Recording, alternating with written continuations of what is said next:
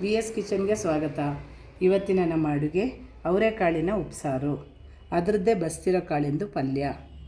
ಇದು ತಿನ್ನೋದಕ್ಕೂ ತುಂಬ ರುಚಿಯಾಗಿರುತ್ತೆ ಮತ್ತು ಮಾಡೋದು ಕೂಡ ತುಂಬ ಸುಲಭ. ನಮ್ಮನೇಲಿ ಯಾವ ರೀತಿ ಮಾಡ್ತೀವೋ ಆ ರೀತಿ ನಾನು ತೋರಿಸ್ಬೇಕು ಅಂತಿದ್ದೀನಿ, ನೋಡ್ಕೊಳ್ಳೋಣ. ಈಗ ಕುಕ್ಕರ್ಗೆ 1 ಬೌಲಷ್ಟು ಕಾಳು ಹಾಕ್ತಾಯಿದ್ದೀನಿ, ಹಸಿ ಅವರೆಕಾಳನ್ನ ಹಾಕಿ ಈಗ ಇದನ್ನು 2 ರಿಂದ 3 ಲೋಟ ನೀರು ಹಾಕಿ 3 ವಿಷಲ್ ಬೇಯಿಸ್ಕೊಳ್ತೀನಿ. 4-5 ಹಸಿಮೆಣಸಿನ್ಕಾಯಿನ ಹಾಕ್ತಾಯಿದ್ದೀನಿ. ಸ್ವಲ್ಪ ರುಚಿಗೆ ತಕ್ಕಷ್ಟು ಉಪ್ಪನ್ನು ಇದಕ್ಕೆ ಹಾಕ್ತಾಯಿದ್ದೀನಿ ಬೇಯುವಾಗ. ಈಗ 3 ವಿಷಲ್ಲು ಕುಕ್ಕರ್ ಮುಚ್ಚಿ 3 ವಿಷಲ್ ಬೇಯಿಸ್ಕೊತೀನಿ. ಈಗ ಕುಕ್ಕರ್ ಮುಚ್ತಾಯಿದ್ದೀನಿ, ಮುಚ್ಚಿ 3 ವಿಷಲ್ ಹಾಕಿಸ್ಕೊತೀನಿ. ಈಗ 3 ವಿಷಲ್ ಹಾಕ್ಸ್ಕೊಂಡಿದ್ದೀನಿ. ಈಗ ಅವರೆಕಾಳು ಬೆಂದಿದೆ. ಈಗ ಇದನ್ನು ಬಸ್ಕೊಳ್ತಾ ಇದ್ದೀನಿ.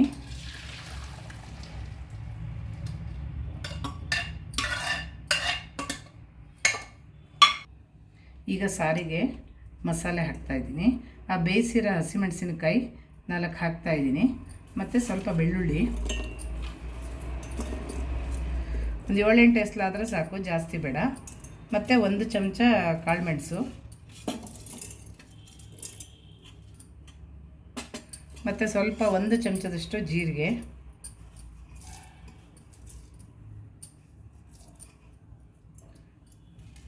ಮತ್ತು ಒಂದು ಅರ್ಧ ಕಟ್ಟಷ್ಟು ಕೊತ್ತಂಬರಿ ಸೊಪ್ಪು ತೊಳೆದಿಟ್ಟಿದ್ದೀನಿ, ಅದನ್ನು ಹಾಕ್ತಾಯಿದ್ದೀನಿ.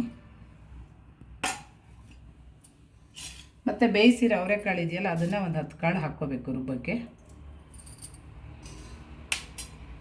ಈಗ ಹುಣಸೆ ಹಣ್ಣು ಒಂದು 5 ನಿಮಿಷ ಮುಂಚೆ ನೆನೆಸಿಟ್ಟಿದ್ದೆ ನಾನು, ಗೋಲಿ ಗಾತ್ರದಷ್ಟು ಸಾಕು. 2 ಚಮಚ ನೀರು ಹಾಕಿ ನೆನೆಸಿಟ್ಟಿದ್ದೆ, ಅದನ್ನು ಹಾಕ್ತಾಯಿದ್ದೀನಿ. ಈಗ ಇದೆಲ್ಲ ರುಬ್ಬಿ ತರ್ತೀನಿ. ಈಗ ಬೇಯಿಸಿದ ಅವರೆಕಾಳಿನ ನೀರಿಗೆ ಈ ರುಬ್ಬಿದ ಮಸಾಲೆನ, ಅಂದರೆ ಚಟ್ನಿ, ಇದನ್ನು 2 ಚಮಚ ಹಾಕ್ತಾಯಿದ್ದೀನಿ. ಜಾಸ್ತಿ ಎಲ್ಲ ಹಾಕ್ಕೋಬಾರ್ದು, ತುಂಬ ಖಾರ ಆಗುತ್ತೆ. ಆದ್ದರಿಂದ 2 ರಿಂದ 3 ಚಮಚ ಸಾಕು.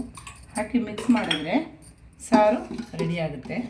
ಊಟ ಮಾಡೋದಕ್ಕೆ, ಮುದ್ದೆಗೆ ಮತ್ತು ಅನ್ನಕ್ಕೆಲ್ಲ ಚೆನ್ನಾಗಿರುತ್ತೆ. ಇದು ತೀರಾ ಖಾರ ಜಾಸ್ತಿ ಬೇಕಾದವ್ರು ಇನ್ನೊಂದು ಅರ್ಧ ಚಮಚ ಹಾಕ್ಕೋಬೋದು. ಮಾಮೂಲಿ ಅಂತ 2 ರಿಂದ 3 ಚಮಚ ಸಾಕಾಗುತ್ತೆ.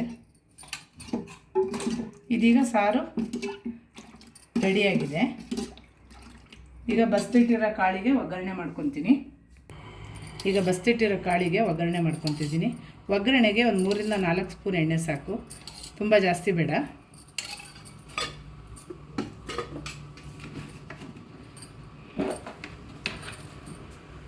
ಸ್ವಲ್ಪ ಸಾಸಿವೆ,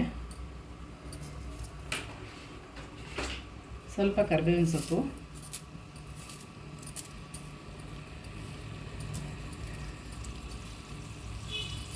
ಮತ್ತು ಒಂದು 7 ರಿಂದ 8 ಎಸ್ಲು ಬೆಳ್ಳುಳ್ಳಿನ ಸಿಪ್ಪೆ ತೆಗೆದು ಸಣ್ಣ ಹೆಚ್ಚಿಟ್ಕೊಂಡಿದ್ದೀನಿ, ಅದನ್ನು ಹಾಕ್ತಾಯಿದ್ದೀನಿ.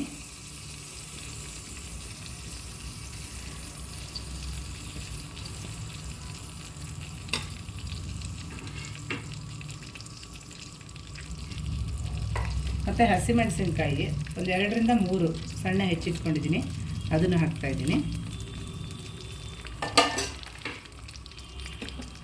ಇದೆಲ್ಲ ಸ್ವಲ್ಪ ಚೆನ್ನಾಗಿ ಒಂದು ಸ್ವಲ್ಪ ಫ್ರೈ ಆಗಲಿ. ಮತ್ತು ಈರುಳ್ಳಿನ ಒಂದು 2 ರಿಂದ 3 ಈರುಳ್ಳಿ ಸಿಪ್ಪೆ ತೆಗೆದು ಸಣ್ಣ ಹೆಚ್ಚಿಟ್ಟಿದ್ದೀನಿ, ಅದನ್ನು ಹಾಕ್ತಾಯಿದ್ದೀನಿ. ಈಗ ಇದೆಲ್ಲ ಫ್ರೈ ಆಗಿದೆ, ಹಾಕಿರೋದೆಲ್ಲ ನೀಟಾಗಿ ಫ್ರೈ ಆಗಿದೆ. ಈಗ ಅದಕ್ಕೆ ಚೆನ್ನಾಗಿ ಫ್ರೈ ಆಗಬೇಕು ಮಾತ್ರ, ಕೆಂಪಗೆ. ಈಗ ಚೆನ್ನಾಗಿ ಇದು ಫ್ರೈ ಆಗಿ ರೆಡಿಯಾಗಿದೆಯಲ್ಲ, ಅದಕ್ಕೆ ಈ ರುಬ್ಕೊಂಡಿರೋ ಚಟ್ನಿ ಇದೆಯಲ್ಲ, ಅದನ್ನು 1 ಸ್ಪೂನ್ ಹಾಕಬೇಕು.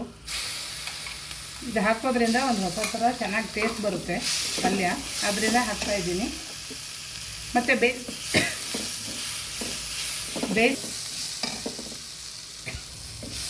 ಈಗ ಈ ಚಟ್ನಿ ಹಾಕಿದ ನಂತರ ಈ ಬೇಯಿಸಿಟ್ಟಿರೋ ಅವರೆಕಾಳನ್ನ ಹಾಕ್ತಾಯಿದ್ದೀನಿ. ಅವರೆಕಾಳು ಹಾಕಿದ್ಮೇಲೆ ಒಂದು ಸ್ವಲ್ಪ 2 ಚಮಚ ತೆಂಗಿನಕಾಯಿ ತುರಿ ಹಾಕಬೇಕು. ತುಂಬ ಜಾಸ್ತಿ ಎಲ್ಲ ಹಾಕಬಾರ್ದು ತೆಂಗಿನಕಾಯಿ ತುರಿ. 2 ಸ್ಪೂನ್ ಹಾಕಿದ್ದೀನಿ. ಹಾಕಿ 1 ನಿಮಿಷ ಫ್ರೈ ಮಾಡಿದ್ರೆ, ಅಂದರೆ ಸುಮ್ಮನೆ ಹೀಗೆ ಮುಚ್ಚಿ ಗ್ಯಾಸ್ ಆಫ್ ಮಾಡಿದ್ರೆ ಪಲ್ಯ ರೆಡಿ ಆಗುತ್ತೆ. ಈಗ ಉಪ್ಸಾರು ಮತ್ತು ಕಾಳು ಪಲ್ಯ ರೆಡಿಯಾಗಿದೆ. ನಾನು ಮಾಡಿರೋ ಅಡುಗೆ ಇಷ್ಟ ಆಗಿದ್ದರೆ ಸಬ್ಸ್ಕ್ರೈಬ್ ಮಾಡ್ಕೊಳ್ಳಿ.